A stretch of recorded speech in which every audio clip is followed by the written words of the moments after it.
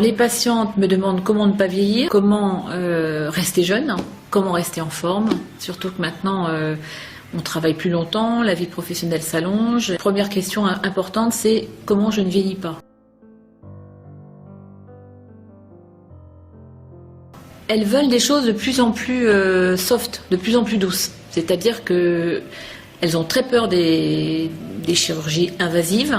Donc on est obligé d'adapter nos techniques de chirurgie pour que les suites opératoires soient plus simples, pour que les cicatrices soient courtes, pour qu'elles reprennent tout de suite une vie, très vite une vie entre guillemets normale. Donc on va essayer d'adapter notre chirurgie à des choses de la vie actuelle. Alors c'est un livre qui est très simple, entre guillemets, c'est-à-dire un livre très facile d'accès pour tout le monde et qui explique tout ce qu'on peut faire en chirurgie esthétique, aussi en médecine esthétique, les frontières entre les deux spécialités, parce que c'est pas tout à fait pareil la chirurgie et la médecine esthétique, et puis tous les petits conseils, les petites choses qu'on n'ose pas demander ou qu'on n'a pas le temps de demander quand on voit le chirurgien, parce qu'on est parfois un peu anxieux, on est un peu dans une demande. Qu'est-ce qu'il faut faire la veille? Qu'est-ce qu'il faut faire le lendemain? Comment vont être mes yeux? Combien de temps je vais avoir des bleus? Etc., etc. Donc tous ces petits détails qui paraissent anodins mais qui sont très importants, des détails de la vie de tous les jours après une opération de chirurgie esthétique.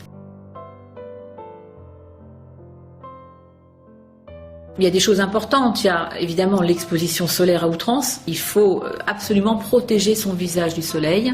Alors on le fait pour les enfants, mais il faut le faire aussi pour les adultes. Et je crois que l'écran total est irremplaçable sur la peau d'un visage au-delà de 20 ans. Pour éviter donc les marques de vieillesse. Le tabac, et surtout chez les femmes, est à proscrire. Une bonne hygiène, dirons-nous, alimentaire, pour qu'on ait une bonne hydratation interne des cellules de la peau. Actuellement, on travaille, on l'a vu, de plus en plus tardivement. On a de moins en moins de retraite, donc on est obligé de travailler tard. Bien évidemment, pour rester sur le monde du travail, c'est très important d'avoir un look agréable. Alors il ne s'agit pas d'avoir un look agressivement looké, agressivement jeune, agressivement beau, qui ne soit pas en rapport avec son âge, mais il faut avoir un look harmonieux, il faut être en accord avec son époque.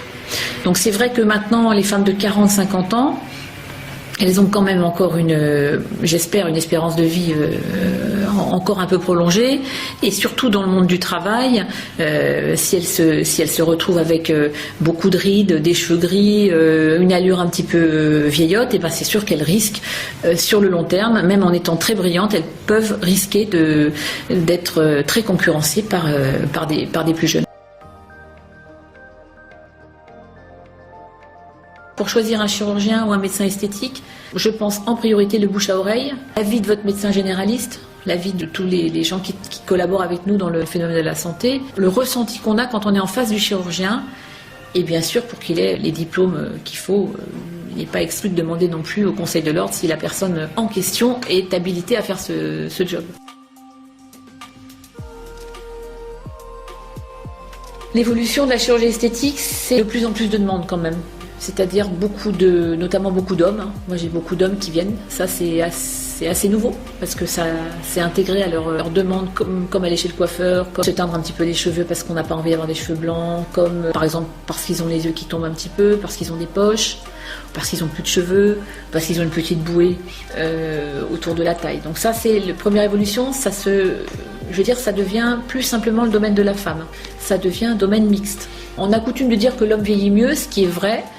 C'est un peu injuste, mais c'est la vérité. Mais même si l'homme vieillit mieux, il a quand même besoin d'avoir quelques petites retouches discrètes, presque inapparentes. Il ne faut surtout pas que ça se voit, sinon c'est vrai que c'est une catastrophe pour un homme. Deuxième évolution, je dirais, ce serait peut-être d'aller vers des techniques de moins en moins agressives, de plus en plus douces. Qu'est-ce qui va être la chirurgie esthétique de demain? Et elle va être, à mon avis, le plus soft possible, avec des suites simples. Ça va être de la chirurgie ambulatoire, c'est-à-dire que les patientes, elles ne veulent plus rester hospitalisées. Et ça va être une chirurgie aussi qui va être accessible un petit peu à tout le monde, quand même. Il ne faut pas que ça reste dans un phénomène de classe sociale ou de choses comme ça. Ça va être plus uniformisé, enfin en tout cas je l'espère.